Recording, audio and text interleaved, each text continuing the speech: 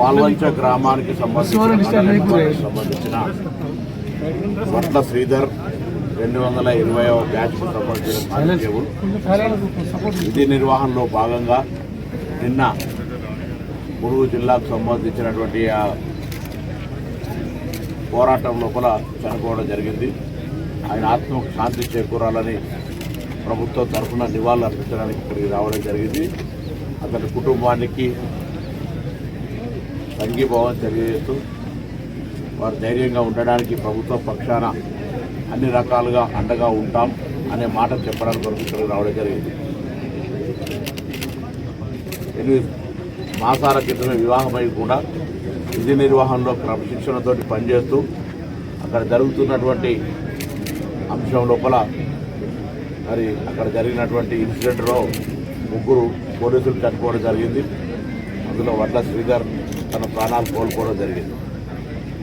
ప్రభుత్వ పరంగా గౌరవ ముఖ్యమంత్రి గారి ఆదేశాల మేరకు మేము, అదేవిధంగా ప్రభుత్వ సలహాదారు షబీర్ అలీ గారు, పార్లమెంట్ సభ్యులు సురేష్ షెట్కార్ గారు, గౌరవ శాసనసభ్యులు మదన్ మోహన్ గారు, అదేవిధంగా జిల్లా కలెక్టర్ గారు, ఎస్పీ గారు అందరూ కూడా ఈరోజు ఆ కుటుంబానికి అండగా ఉంటామని, ఇటువంటి వాటిని సహించేది లేదనేటువంటి మాట చెప్పడం కొరకు రావడం జరిగింది. ప్రభుత్వం తరఫున ఇప్పటికే అన్ని వర్గాలకు సంబంధించి హింస తావుండదు, హింస ఏ అంశానికి కూడా పరిష్కారం కాదు, ఏదైనా చర్చలతో పరిష్కారం కావాలని చెప్పడం జరిగింది. అటు కేంద్ర ప్రభుత్వం చేస్తున్నటువంటి ఈ యొక్క కార్యక్రమం కావచ్చు, ఇటు నక్సలైట్ల పేరు జరుగుతున్నటువంటి అంశం కావచ్చు, ఇవన్నీ కూడా ఉండడానికి వీల్లేదు. అవి సంస్థలు కావచ్చు, అవి ప్రభుత్వాలు కావచ్చు, అవి వ్యక్తులు కావచ్చు, ఎవరైనా సరే హింసకు పాల్పడితే దానికి బేసిక్గా కాంగ్రెస్ పార్టీ వ్యతిరేకంగా అందులో ప్రజాస్వామ్యాన్ని విశ్వసించేటువంటి ప్రభుత్వాలు ఏవైనా కూడా ఇటువంటి విధానానికి అంగీకరించామని చెప్పడం జరిగింది. దీనికి సంబంధించి జరుగుతున్న పరిణామాల్లో నిన్న వాళ్ళు కూడా మేము సీజ్ ఫైర్ చేసి చర్చలు కట్టా ఉన్నారు. సెంట్రల్ గవర్నమెంట్ కఠినంగా ఉంటుంది అనేటువంటి మాట చెప్తా ఉన్నారు. కాబట్టి వాటన్నిటి మధ్యలో ప్రాణ నష్టం జరగకుండా ఉండి శాంతి భద్రతలు కాపాడుతూ ఎవరిని కూడా ఎవరు తప్పుకోవడం లేవు, చట్టం ఉంది, లా ఉంది, దాని ప్రకారంగా పోతే బాగుంటుంది అనేటువంటి అభిప్రాయాన్ని గౌరవ ముఖ్యమంత్రి గారి పక్షాన తెలంగాణ ప్రభుత్వం ఇప్పటికే అనేక సందర్భాల్లో కేంద్రాన్ని కోరినాం.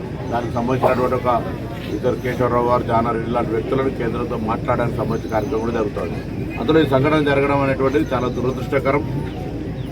ఆ యువకుడికి జరిగిన నష్టాన్ని ఎవరు చేయలేకపోయినప్పటికీ కూడా ఇటువంటి విధి నిర్వహణలో చనిపోతున్నటువంటి పోలీసులు కానీ ఇతర ఎవరైనా కూడా ప్రభుత్వం అండగా ఉంటుంది. అందులో ముఖ్యంగా శాంతి భద్రతలు కాపాడడానికి సంబంధించిన జరుగుతున్న అంశంలో చనిపోయినటువంటి అంశంగా వారికి ప్రభుత్వం అండగా ఉండి వారికి మొత్తం కుటుంబ పరంగా దాదాపు 2,17,00,000 రూపాయలు వివిధ పద్ధతుల ద్వారా 300 గజాల స్థలము వాళ్ళ కుటుంబంలో ఒక ప్రభుత్వ ఉద్యోగాన్ని చేయడానికి మరి నిర్ణయం తీసుకోవడం జరిగింది. వారికి సంబంధించిన కార్యక్రమాలు జరిగితే అదేవిధంగా అధికారికంగా వారికి నివాళులు అర్పించి వారిని ఆత్మకు శాంతి చేకూరాలని మేము కోరుకుంటాం.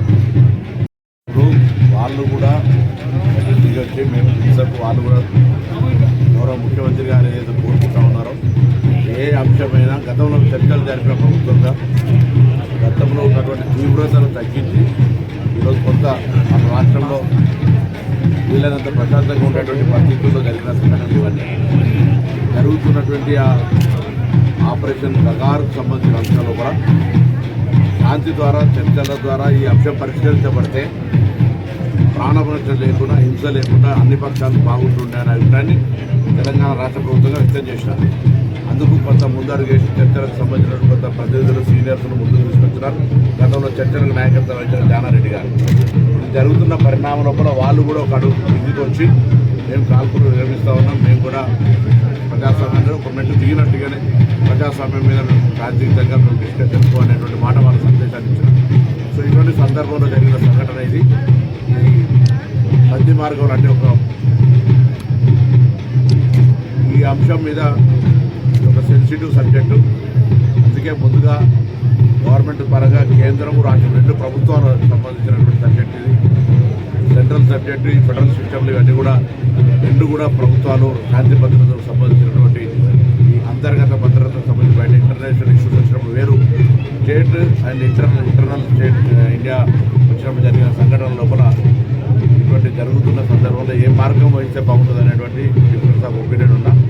ఏది ఉన్నా డిస్కషన్ తోటి సాల్వ్ అవుతుంది, పరిష్కారం అవుతుంది అనేటువంటి విశ్వాసం కొద్దీ మేము మా ప్రతిపాదన వస్తాము. వాళ్ళు కూడా ప్రతిపాదన వచ్చారు. ఏది ఏమైనా ఈ సంఘటన ప్రాణాలు తీసుకోవడం వల్ల వచ్చినటువంటి లాభం లేదు. ప్రాణాలు తీసుకునే విధంగా యుద్ధం జరిగితే ఏం లాభం లేదు. కాబట్టి జరిగిన సంఘటన భవిష్యత్తులో జరగకుండా ఉండాలని కోరుకుంటాను. అందుకే శ్రీధర్ గారి ఆత్మకు శాంతి చేకూరాలని వారి కుటుంబానికి సంఘీభావం చెప్పడానికి ప్రభుత్వం తరఫున జరిగింది.